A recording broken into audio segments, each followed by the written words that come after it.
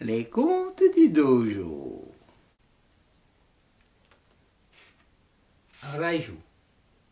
Son nom, Raiju, la bête de la foudre, vient du fait qu'il apparaît là où tombe la foudre. Dans les temps anciens, on pensait que certains animaux étaient liés à la foudre. Autrefois, dans les montagnes du pays de Shimotsuke, l'actuel département de Tochigi, vivait un animal du nom de Raiju. Quand un nuage d'orage se formait, il s'excitait et bondissait dans le ciel. Mais en temps normal, il était comme un bon matou. Dans cette région, on chasse cet animal de temps en temps et on appelle cela la chasse à la foudre.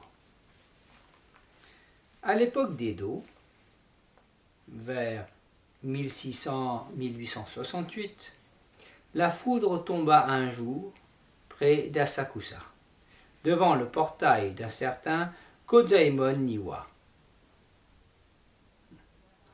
Selon le garde de faction, un nuage était descendu très bas, et la foudre avait grondé en même temps qu'une espèce de feu était monté du sol vers le nuage. À l'endroit du phénomène, il trouva une bête étrange. Il lui donna un coup de bâton et la bête se carapata dans une baraque. Reçue à coups de bâton et de pierre, la créature prit de nouveau la fuite, non sans avoir griffé un homme au visage. L'homme tomba subitement dans les pommes, peut-être empoisonné. L'animal était plus grand qu'un chat, le corps gris et le ventre blanc. On trouva des traces de griffes sur le pilier du portail où était tombée la foudre.